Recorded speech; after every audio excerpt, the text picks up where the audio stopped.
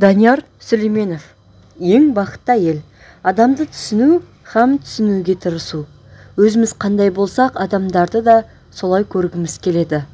Анайс Нин. Адамды түсіну, оның не сезінгенін, не ойлағанын, неге ондай әрекетке барғанын білу. Адамды түсіне білу өзара тіл табысудың негізі. Адамды түсінуге тырысу, онымен араңызда жақындық орнауына септігін тигізеді. Адамдар арасындағы ұрыс-керістің, келіспеушіліктің басты себептерінің бірі мәселені әртүрлі түсінуден. Әркім айналаға өз дүрбісімен қарайды. Адам көзқарасын түрлі екен білу оған түсіністік пен кешіріммен қарай алуымызға көмектеседі. Түсініспеушілік дұрыс түсіне алмаудан барып туындайды. Сол себепті әуелі түсініп, одан кейін барып өзіңді түсіндіруге тырысу жүректен жүрекке жол ашады. Адамды түсіну бір бөлек, оған мүмкіндік беру бір басқа. Адамға мүмкіндік беру, оның қателік жасауына мүмкіндік беру. Яғни, адам қателікке бой алдырғыш екенін ұмытпау. Осы мәселе ескерілетін болса, қателік жасаған адамға кешіріммен қарау жеңіл болады. Қателік жасаған адамды кінәламас бұрын өзіңіздің де қателікке бой алдырғаныңызды еске алыңыз. Сіз қанша қателік жасасаңыз да Алла тағаланың кешірімділігін ұмытпаңыз. Ендеше сіз де басқаның жіберген қателігін кешіруге тиістісіз. Уа Мұхаммед, оларға менің мына сөзімді жеткіз. Уа күнәға батып, өз-өздеріне жамандық жасауда шектен шыққан һәм өздеріне берілген түрлі нығметтер, сезімдер мен қабілеттерді орынды пайдаланбай зая қылған құлдарым. Алланың рахымынан үміт үзбеңдер, өйткені Алла барлық күнәларды кешіреді. Расында ол ғафур, құлдарының күнәлары қаншалықты ауыр болса да тәубелеріне келген жағдайда өте кешірімді. Рахим, ерекше мейірімді. Зүмәр сүресі 53 аятта. Адамды басқаның орнына қоя білу. Басқа біреуді түсіну үшін өзіңізді оның орнына қоя біліңіз. Яғни сіз алдыңыздағы адамды түсіну үшін кез келген мәселеге оның көзімен қарауға тырысасыз. Сол кезде мәселенің кейбір жабық тұстары сізге ашыла түседі. Алдыңыздағы адамның жағдайын, не үшін ондай қадамға барғанын аңғарып, оған түсіністікпен қарай алатын боласыз. Нәтижеде артық сөзден, артық іс-әрекеттен өзіңізді тыю арқылы проблеманың алдын аласыз. Орынсыз қызғанудан сақ болыңыз. Отбасылық өмірде, жалпы адам өмірінде болған шектен тыс қызғану үлкен рухани дерт болып саналады. Негізі шектен шыққан қызғаныштың атқаратын функциясы адам мен адамды арасындағы қарым-қатынасты бұзу. Қызғаныштың тағы бір атқаратын функциясы адам бойында басқа да жағымсыз мінез-құлықтың пайда болуына түрткі болады. Мысалы, қызғанушы адам көре алмайтын адамын бірте-бірте жек көре бастайды. Яғни, ол адамды қызғанумен қатар жек көрушілік пайда болады. Ақыр аяғы онымен бір дастарханда отыра алмайтын деңгейге жетеді. Енді біреулер көре алмау себепті қылмысқа да барып жатады. Отбасында ерлі-зайыпты адамдардың бір-бірін шамадан тыс қызғануы көптеген жанжал, ұрыс-керіс, өзара сенімсіздік тағы проблеманың туындауына себеп болады. Осыған абай болған жөн. Себебі жоғарыда айтқанымыздай қызғаныш өз шегіне шығатын болса, иесін де, өзгені де іштей құртып бітеді. Мына мәселені ескергеніміз жөн. Қызғаныш адам табиғатында бар мінез. Ол әйелде де, еркекте де бар. Қызғаныш өз орнымен болған жағдайда мақтауға лайықты, тек шектен шығармай қадағалай білу керек. Психолог мамандардың айтуынша, отбасылық өмірде ер мен әйелдің қызғануы бірдей емес. Бірінші, әйелдің қызғануы. Әйел адамның күйеуін қызғануы көбінесе өзіне бұрынғыдай көңіл бөлінбеген кезде, жылулық болмаған кезде басталады.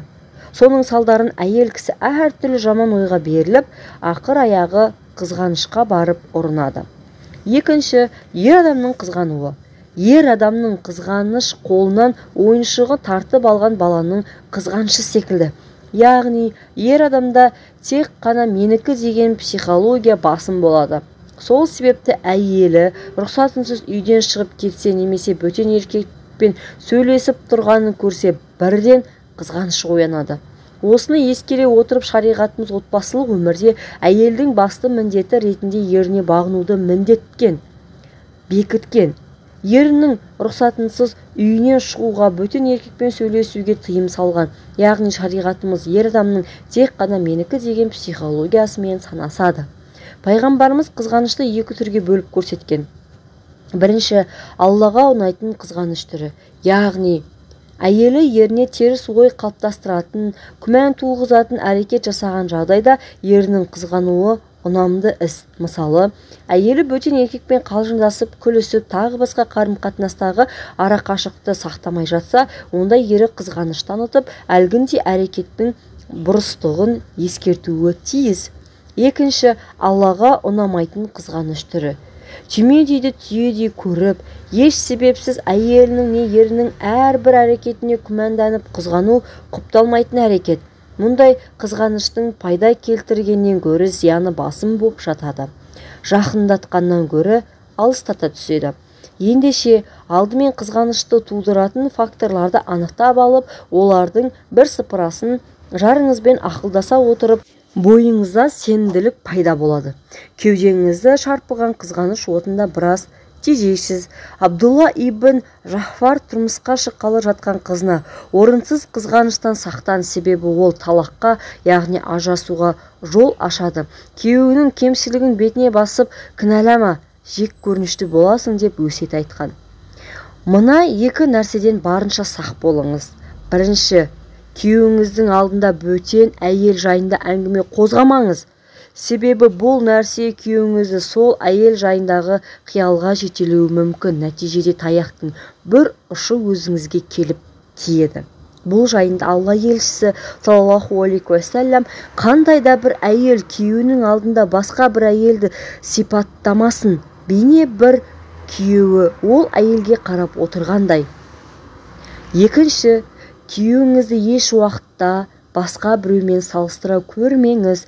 Халыққа танымал адам болса да, оған деген таңданысыңызды күйеуіңіздің алдында білдірмеңіз. Әсіресе күйеуіңізге анау пәленшеге ұқсауға тырыспайсыз ба деп айтудан қашыңыз. Есте сақтаңыз, әйел адам егер қызғанышы жаман ойларға итермелеп жүрсе, сол жаман ойға беріліп, өзін іштей кеміре бермей, байыппен осы мәселені күйеуімен ашық сөйлесіп алған дұрыс. Сөйлесу барысында дауыс көтеру, ұрыс-керіс атымен болмауы тиіс. Әйел кісі күйеуінің қызғанышын оятатын себептерге барынша жол бермеуге тырысуы керек. Бірде мынадай бір оқиғаға тап болдым. Әйелі ер кісіне қызғана беретін айтты. Ал күйеуі болса, әйелім менің рұқсатымсыз бастығы ер адам, қарызға ақша алыпты деп ренжіп отыр. Сіз не дер едіңіз? Менің ойымша ақша әйел кісіге қажет болғаны рас, бірақ бір-біріне деген сенімге селкеу түсірмей, отбасы тыныштығын сақтап қалу әлде қайда маңыздырақ. Мұндай жағдайда әйел кісіге күйеуімен алдын ала ақылдасып, рұқсатын алғаны жөн. Күйеуіңіздің алдында бөтен әйелдер жайында әңгіме қозғамаңыз. Күйеуіңізді еш уақытта ешкіммен салыстыра көрмеңіз. Ассалаумағалейкум ва рахматуллахи ва баракатух. Қалдарыңыз қалай, қадірлі ізгі оқырман? Менің аудиториямда жалпы 80% нәзік жандылар қарайды екен.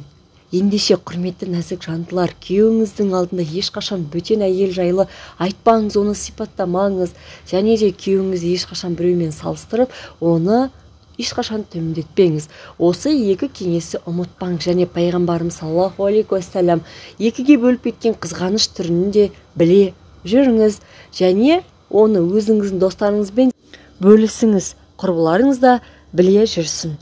Бізде келесі кезекті тақырып күйеуіңізді екі ортада қалдырмаңыз деген тақырып екен. Ол қандай екі орта, оны келесі бөлімде білетін боламыз. Міндетті түрде менімен бірге болыңыздар.